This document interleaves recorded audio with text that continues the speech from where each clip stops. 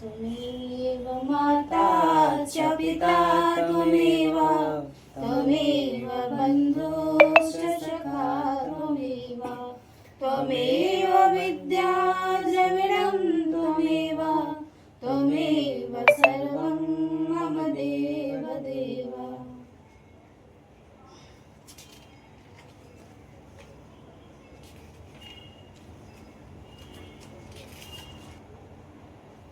अथ देव्या कवचम। ओम चंडिका देवी को नमस्कार है। मार्कंडेय जी ने कहा, पितामह, जो इस संसार में परम गोपनीय तथा मनुष्यों की सब प्रकार से रक्षा करने वाला है और जो अब तक आपने दूसरे किसी के सामने प्रकट नहीं किया हो, ऐसा कोई साधन मुझे बताएं। ब्रह्मा जी बोले, ब्राह्मण, ऐसा साधन तो एक देवी का कवच ही है, जो गोपनीय से भी परम गोपनीय, पवित्र तथा संपूर्ण प्राणियों का उपकार करने वाला है। महामुने, उसे श्रवण करो। देवी की 9 मूर्तियां हैं, जिन्हें नव दुर्गा कहते हैं। उनके पृथक पृथक नाम बतलाए जाते हैं। प्रथम नाम शैलपुत्री है, दूसरी मूर्ति का नाम ब्रह्मचारिणी है, तीसरा स्वरूप चंद्रघंटा के नाम से प्रसिद्ध है, चौथी मूर्ति को कुष्मांडा कहते हैं, पांचवी दुर्गा का नाम स्कंद माता है, देवी के छठे स्वरूप को कात्यायनी कहते हैं, सातवां कालरात्रि और आठवां स्वरूप महागौरी के नाम से प्रसिद्ध है, नवी दुर्गा का नाम सिद्धिदात्री है। ये सब नाम सर्वज्ञ महात्मा वेद भगवान के द्वारा ही प्रतिपादित हुए हैं। जो मनुष्य अग्नि में जल रहा हो, रणभूमि में शत्रुओं से घिर गया हो, विषम संकट में फंस गया हो तथा इस प्रकार भय से आतुर होकर जो भगवती दुर्गा की शरण में प्राप्त हुए हो, उनका कभी कोई अमंगल नहीं होता। युद्ध के समय संकट में पड़ने पर भी उनके ऊपर कोई विपत्ति नहीं आती। तथापि हिमालय की तपस्या और प्रार्थना से प्रसन्न हो कृपा पूर्वक उनकी दिखाई देती। उन्हें शोक, दुख और भय की प्राप्ति नहीं होती। जिन्होंने भक्ति पूर्वक देवी का स्मरण किया है, उनका निश्चय ही अभ्युदय होता है। देवेश्वरी, जो तुम्हारा चिंतन करते हैं, उनकी तुम निसंदेह रक्षा करती हो। चामुंडा देवी प्रेत पर आरूढ़ होती है, वाराही भैंसे पर सवारी करती है, इंद्रिका का वाहन ऐरावत हाथी है, वैष्णवी देवी गरुड़ पर ही आसन जमाती है, महेश्वरी वृषभ पर आरूढ़ होती है, कौमारी का वाहन मयूर है। भगवान विष्णु की प्रियतमा लक्ष्मी देवी कमल के आसन पर विराजमान है और हाथों में कमल धारण किए हुए हैं। वृषभ पर आरूढ़ ईश्वरी देवी ने श्वेत रूप धारण कर रखा है। ब्रह्मणी देवी हंस पर बैठी हुई है और सब प्रकार के आभूषणों से विभूषित है। इस प्रकार ये सभी माताएं सब प्रकार की योग शक्तियों से संपन्न है। इनके सिवा और भी बहुत सी देवियां हैं जो अनेक प्रकार के आभूषणों की शोभा से युक्त तथा नाना प्रकार के रत्नों से सुशोभित हैं। ये संपूर्ण देवियां क्रोध में भरी हुई है और भक्तों की रक्षा के लिए रथ पर बैठी दिखाई देती है। ये शंख, चक्र, गदा, शक्ति, हल और मूसल, खेटक और तोमर, परशु तथा पाश, कुंत और त्रिशूल एवं उत्तम साठ धनुष आदि अस्त्र शस्त्र अपने हाथों में धारण करती है। दैत्यों के शरीर का नाश करना, भक्तों को अभयदान देना और देवताओं का कल्याण करना, यही उनके शस्त्र धारण का उद्देश्य है। कवच आरंभ करने के पहले इस प्रकार प्रार्थना करनी चाहिए। महान रौद्र रूप, अत्यंत घोर पराक्रम, महान बल और महान उत्साह वाली देवी, तुम महान भय का नाश करने वाली हो, तुम्हें नमस्कार है। तुम्हारी ओर देखना भी कठिन है। शत्रुओं का भय बढ़ाने वाली जगदम्बिके, मेरी रक्षा करो। पूर्व दिशा में इंद्री मेरी रक्षा करे, अग्निकोण में अग्निशक्ति, दक्षिण दिशा में वाराही तथा नैऋत्य कोण में खड़गधारिणी मेरी रक्षा करे, पश्चिम दिशा में वारुणी और वाव्य कोण में मृग पर सवारी करने वाली देवी मेरी रक्षा करे, उत्तर दिशा में कौमारी और ईशान कोण में शूलधारिणी रक्षा करे। ब्रह्मणी, तुम ऊपर की ओर से मेरी रक्षा करो, वैष्णवी देवी नीचे की ओर से मेरी रक्षा करे। इसी प्रकार शव को अपना वाहन बनाने वाली चामुंडा देवी 10 दिशाओं में मेरी रक्षा करे। जय आगे से और विजय पीछे की ओर से मेरी रक्षा करे। वाम भाग में अजिता और दक्षिण भाग में अपराजिता रक्षा करे। उधोतनी शिखा की रक्षा करे। उमा मेरे मस्तक पर विराजमान होकर रक्षा करे। ललाट में मालाधरी रक्षा करे और यशस्विनी देवी मेरी भौं की संरक्षण करे। भौं के मध्य भागों में त्रिनेत्रा और नथुनों की यम घंटा देवी रक्षा करे। दोनों नेत्रों के मध्य भाग में शंखिनी और कानों में द्वारवासिनी रक्षा करे। कालिका देवी कपोलों की तथा भगवती शांकरी कानों के मूल भाग की रक्षा करे। नासिका में सुगंधा और ऊपर के होस्ट में चर्चिका देवी रक्षा करे। नीचे के होस्ट में अमृत कला तथा जीवा में सरस्वती देवी रक्षा करे।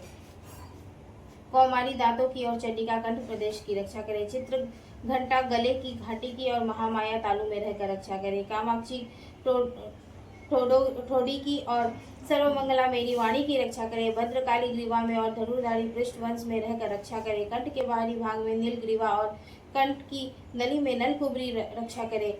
दोनों कंधों में खड़गिनी और मेरी दोनों भुजाओं की वज्रधारिणी रक्षा करे। दोनों हाथों में दंडिनी और अंगुलियों में अंबिका रक्षा करे। शूलेश्वरी नखों की रक्षा करे। कुलेश्वरी कुक्षी पेट में रहकर रक्षा करे। महादेवी दोनों स्तनों की और शोक विनाशिनी मन की रक्षा करे। ललिता देवी हृदय में और शूलधारिणी उदर में रहकर रक्षा करे। नाभि में कामिनी और गुहा भाग की गुहेश्वरी रक्षा करे। पूतना और कामिका लिंग की और महिषवाहिनी गुदा की रक्षा करे। भगवती कटी भाग में और विंध्यवासिनी घुटनों की रक्षा करे। संपूर्ण कामनाओं को देने वाली महाबला देवी दोनों कुंडलियों की रक्षा करे।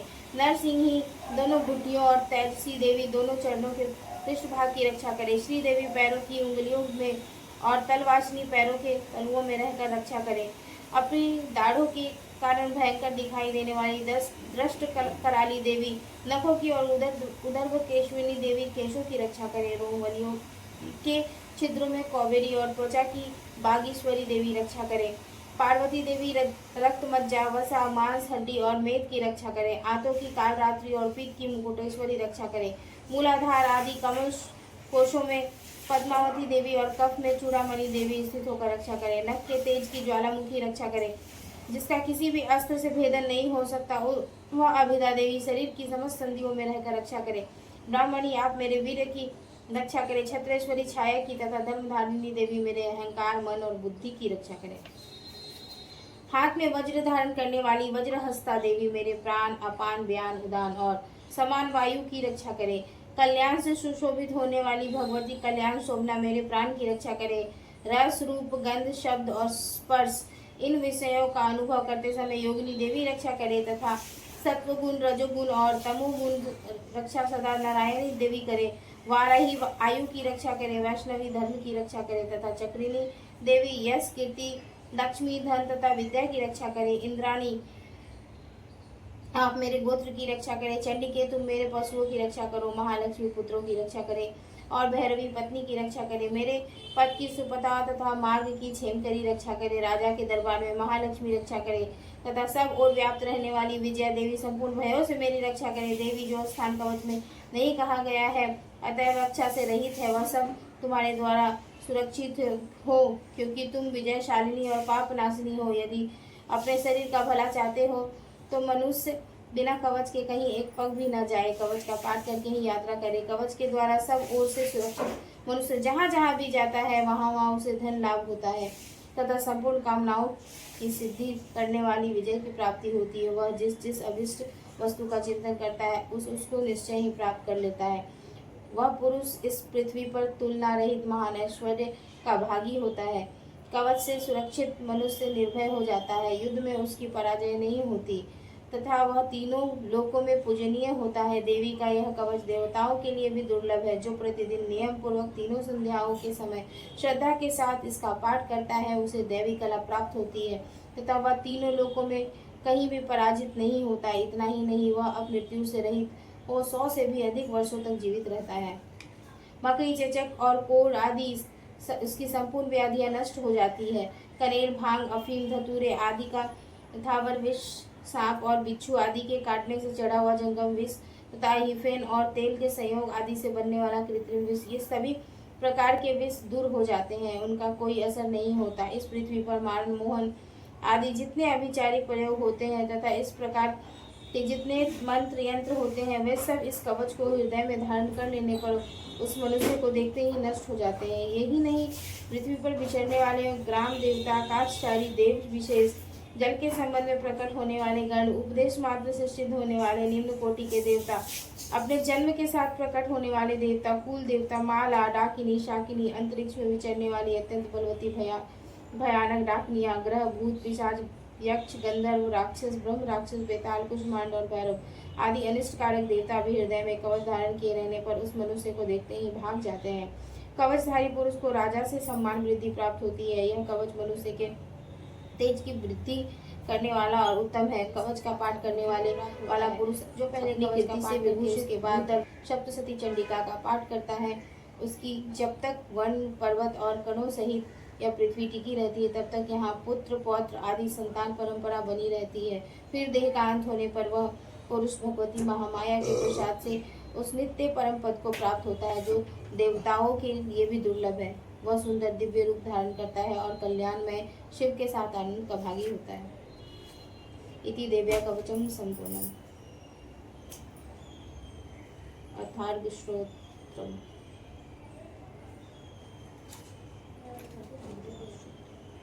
ओम चंडिका देवी को नमस्कार है। मार्कंडेय जी कहते हैं, जयंती मंगला काली भद्रकाली कपालिनी दुर्गा क्षमा शिवा धात्री स्वाहा और स्वधा। इन नामों से प्रसिद्ध जगदम्बिके तुम्हें नमस्कार हो। देवी चामुंडी तुम्हारी जय हो। संपूर्ण प्राणियों की पीड़ा हरने वाली देवी तुम्हारी जय हो। सब में व्याप्त रहने वाली देवी तुम्हारी जय हो। काल रात्रि तुम्हें नमस्कार हो। मधु और कैटभ को मारने वाली तथा ब्रह्मा जी को वरदान देने वाली देवी तुम्हें नमस्कार है। तुम मुझे रूप दो, जय दो, यश दो और काम क्रोध आदि शत्रुओं का नाश करो। महिषासुर का नाश करने वाली तथा भक्तों को सुख देने वाली देवी तुम्हें नमस्कार है। तुम रूप दो, जय दो, यश दो और काम क्रोध आदि शत्रुओं का नाश करो। रक्त बीज का वध और चंडमुंड का विनाश करने वाली देवी तुम रूप दो, जय दो, यश दो और काम क्रोध आदि शत्रुओं का नाश करो। शुंभ और निशुंभ तथा धूम्रलोचन का मर्दन करने वाली देवी तुम रूप दो, जय दो, यश दो और काम क्रोध आदि शत्रुओं का नाश करो। सबके द्वारा वंदित युगल चरणों वाली तथा संपूर्ण सौभाग्य प्रदान करने वाली देवी तुम रूप दो, जय दो, यश दो और काम क्रोध आदि शत्रुओं का नाश करो। देवी तुम्हारे रूप और चरित्र अचिंत्य है। तुम समस्त शत्रुओं का नाश करने वाली हो। रूप दो, जय दो, यश दो और काम क्रोध आदि शत्रुओं का नाश करो। पापों को दूर करने वाली चंडी के जो भक्ति पूर्वक तुम्हारे शरण में चरणों में सदा मस्तक झुकाते हैं, उन्हें रूप दो, जय दो, यश दो और उनके काम क्रोध आदि शत्रुओं का नाश करो। रोगों का नाश करने वाली चंडी के जो भक्ति पूर्वक तुम्हारी स्तुति करते हैं, उन्हें रूप दो, जय दो, यश दो और उनके काम क्रोध आदि शत्रुओं का नाश करो। चंडी के इस संसार में भक्ति पूर्वक तुम्हारी पूजा करते हैं, उन्हें परम सुख दो, रूप दो, जय दो, यश दो और मेरे काम क्रोध आदि शत्रुओं का नाश करो। जो मुझसे द्वेष सकते हैं उनका नाश और मेरे बल की वृद्धि करो। रूप दो, जय दो, यश दो, मेरे काम क्रोध आदि शत्रुओं का नाश करो। देवी मेरा कल्याण करो, मुझे उत्तम संपत्ति प्रदान करो। रूप दो, जय दो, यश दो और काम क्रोध आदि शत्रुओं का नाश करो। अंबिके, देवता और असुर दोनों ही अपने माथे के मुकुट की मणियों को तुम्हारे चरणों पर घिसते रहते हैं। तुम रूप दो, जय दो, यश दो और काम क्रोध आदि शत्रुओं का नाश करो। तुम अपने भक्त जनों को विद्वान, यशस्वी और लक्ष्मीमान बनाओ तथा रूप दो, जय दो, यश दो और उसके काम क्रोध आदि शत्रुओं का नाश करो। प्रचंड दैत्यों का दर्प का दलन करने वाली चंडी के मुझ शरणागत को रूप दो, जय दो, यश दो और मेरे काम क्रोध आदि शत्रुओं का नाश करो। चतुर्मुख ब्रह्मा जी के द्वारा प्रशंसित चार भुजाधारिणी परमेश्वरी तुम रूप दो, जय दो, यश दो, मेरे काम क्रोध आदि शत्रुओं का नाश करो। देवी अंबिके, भगवान विष्णु नित्य निरंतर भक्ति पूर्वक तुम्हारी स्तुति करते रहते हैं। तुम रूप दो, जय दो, यश दो और काम क्रोध आदि शत्रुओं का नाश करो। हिमालय कन्या पार्वती के पति महादेव जी के द्वारा प्रशंसित होने वाली परमेश्वरी तुम रूप दो, जय दो, यश दो और काम क्रोध आदि शत्रुओं का नाश करो। प्रचंड भुज दंडों वाले दैत्यों का घमंड चूर करने वाली देवी तुम रूप दो, जय दो, यश दो और काम क्रोध आदि शत्रुओं का नाश करो। देवी अंबिके, तुम अपने भक्त जनों को सदा असीम आनंद प्रदान करती रहती हो। मुझे रूप दो, जय दो, यश दो, मेरे काम क्रोध आदि शत्रुओं का नाश करो। मन की इच्छा के अनुसार चलने वाली मनोहर पत्नी प्रदान करो, जो दुर्गम संसार सागर से तारने वाला तथा उत्तम कुल में उत्पन्न हुई हो। जो मनुष्य इस स्रोत का पाठ करके सप्तशती रूपी महास्रोत का पाठ करता है, वह सप्तशती की जप संख्या से मिलने वाले श्रेष्ठ फल को प्राप्त होता है, साथ ही वह प्रचुर संपत्ति भी प्राप्त कर लेता है।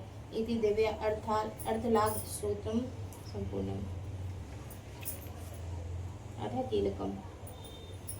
ओम चंडिका देवी को नमस्कार है। मार्कंडेय जी कहते हैं, विशुद्ध ज्ञानी जिनका शरीर है, तीनों वेद ही जिनके तीन दिव्य नेत्र हैं, जो कल्याण प्राप्ति हेतु हैं तथा अपने मस्तक पर अर्ध चंद्र का मुकुट धारण करते हैं, उन भगवान शिव को नमस्कार है। मंत्रों को जो अभिकीलक है, अर्थात मंत्रों की सिद्धि में विघ्न उपस्थिति करने वाले शाप रूपी किलक का जो निवारण करने वाला है, उस सप्तशती स्रोत को संपूर्ण रूप से जानना चाहिए। यद्यपि सप्तशती के अतिरिक्त अन्य मंत्रों के जप में भी जो निरंतर लगा रहता है, वह भी कल्याण का भागी होता है। उसके भी उच्चाटन आदि कर्म सिद्ध होते हैं तथा उसे भी समस्त दुर्लभ वस्तुओं की प्राप्ति होती है। तथापि जो अन्य मंत्रों का जप न करके केवल इस सप्तशती नामक श्लोक से ही देवी का स्तुति करते हैं, उन्हें स्तुति मात्र से ही सच्चिदानंद स्वरूपिणी देवी सिद्ध हो जाती है। उन्हें अपने कार्य की सिद्धि के लिए मंत्र, औषधि तथा अन्य किसी साधन के उपयोग की आवश्यकता नहीं रहती। बिना जप के ही उनके उच्चाटन आदि समस्त अभिचारिक कर्म सिद्ध हो जाते हैं। इतना ही नहीं, उनकी संपूर्ण अभिष्ट वस्तुएं भी सिद्ध होती है। लोगों के मन में यह शंका थी कि जब केवल सप्तशती की उपासना से अथवा सप्तशती को छोड़कर अन्य मंत्रों की उपासना से भी समान रूप से सब कार्य सिद्ध होते हैं, तब इनमें श्रेष्ठ कौन सा साधन है। लोगों की इस शंका को सामने रखकर भगवान शंकर ने अपने पास आए हुए जिज्ञासुओं को समझाया कि यह सप्तशती नामक संपूर्ण स्रोत ही सर्वश्रेष्ठ एवं कल्याणमय है। तदंतर भगवती चंडिका के सप्तशती नामक स्रोत को महादेव जी ने गुप्त कर दिया। सप्तशती के पाठ से जो पुण्य प्राप्त होता है उसकी कभी समाप्ति नहीं होती, किंतु अन्य मंत्रों के जप जन्य पुण्य की समाप्ति हो जाती है। अतः भगवान शिव ने अन्य मंत्रों की अपेक्षा जो सप्तशती की ही श्रेष्ठता का निर्णय किया, उसे यथार्थ ही जानना चाहिए। यह अन्य मंत्रों का जप करने वाला पुरुष भी यदि सप्तशती के स्रोत और जप का अनुष्ठान कर ले तो वह भी पूर्ण रूप से ही कल्याण का भागी होता है, इसमें तनिक भी संदेह नहीं है। जो साधक कृष्ण पक्ष की चतुर्दशी अथवा अष्टमी को एकाग्रचित होकर भगवती की सेवा में अपना सर्वस्व समर्पित कर देता है और फिर उसे प्रसाद रूप से ग्रहण करता है, उसी पर भगवती प्रसन्न होती है, अन्यथा उसकी प्रसन्नता नहीं होती है। इस प्रकार सिद्धि के प्रतिबंधक रूप कीलक के द्वारा महादेव जी ने इस स्रोत को किलित कर रखा है। जो पूर्वोक्त रीति से निष्किलन करके इस सप्तशती स्रोत का प्रतिदिन स्पष्ट उच्चारण पूर्वक पाठ करता है, वह मनुष्य सिद्ध हो जाता है, वही देवी का पार्षद होता है और वही गंधर्व भी होता है। सर्वत्र विचरते रहने पर भी इस संसार में उसे भय कहीं भी भय नहीं होता। वह अब मृत्यु के वश में नहीं पड़ता तथा देह त्यागने के अनंतर मोक्ष प्राप्त कर लेता है। अतः कीलन को जानकर उसका परिहार करके ही सप्तशती पाठ करना आरंभ करे। जो ऐसा नहीं करता उसका नाश हो जाता है। इसलिए कीलक और निष्कीलन का ज्ञान प्राप्त करने पर ही यह स्रोत निर्दोष होता है और विद्वान पुरुष इस निर्दोष स्रोत का ही पाठ आरंभ करते हैं। स्त्रियों में जो कुछ भी सौभाग्य आदि दृष्टिगोचर होता है वह सब देवी के प्रसाद का ही फल है। अतः इस कल्याण में स्रोत का सदा जप करना चाहिए। इस स्रोत का मंद स्वर से पाठ करने पर स्वल्प फल की प्राप्ति होती है और उच्च स्वर से पाठ करने पर पूर्ण फल की सिद्धि होती है। अतः उच्च स्वर से ही इसका पाठ आरंभ करना चाहिए, जिनके प्रसाद से ऐश्वर्य, सौभाग्य, आरोग्य, संपत्ति, शत्रुनाश तथा परम मोक्ष की भी सिद्धि होती है। उन कल्याणमयी जगदम्बा की स्तुति मनुष्य क्यों नहीं करते हैं। इति देव्या कीलक स्तोत्रम संपूर्णम्।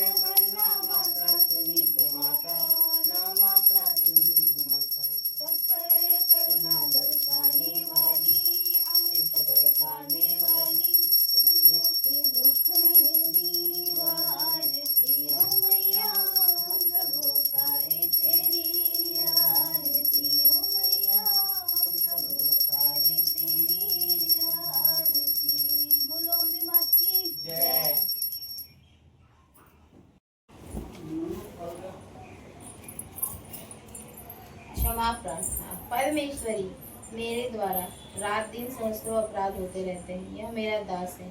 यह समझकर मेरे उन अपराधों को तुम कृपा पूर्वक क्षमा करो। परमेश्वरी, मैं आवाहन नहीं जानती, विसर्जन करना नहीं जानती तथा पूजा करने का ढंग भी नहीं जानती, क्षमा करो। देवी सुरेश्वरी, मैंने जो मंत्रहीन, क्रियाहीन और भक्तिहीन पूजन किया है वह सब आपकी कृपा से पूर्ण हो। सैकड़ों अपराध करके वो जो तुम्हारी शरण में जा जगदम्बा कहकर पुकारता है उसे वह गति प्राप्त होती है जो ब्रह्मादि देवताओं के लिए भी सुलभ नहीं है। जगदम्बिके, मैं अपराधी हूँ, किंतु तुम्हारी शरण में आई हूँ। इस समय दया की पात्र हूँ, तुम जैसा चाहो वैसा करो। देवी परमेश्वरी, अज्ञान से, भूल से अथवा बुद्धि भ्रांत होने के कारण मैंने जो न्यूनता या अधिकता कर दी हो वह सब क्षमा करो और प्रसन्न हो। सच्चिदानंद स्वरूपा परमेश्वरी, जगन माता कामेश्वरी, तुम प्रेम पूर्वक मेरी यह पूजा स्वीकार करो और मुझ पर प्रसन्न हो। देवी सुरेश्वरी, तुम गोपनीय से भी गोपनीय वस्तु की रक्षा करने वाली हो। मेरे निवेदन किए हुए इस जप को ग्रहण करो, तुम्हारी कृपा से मुझे सिद्धि प्राप्त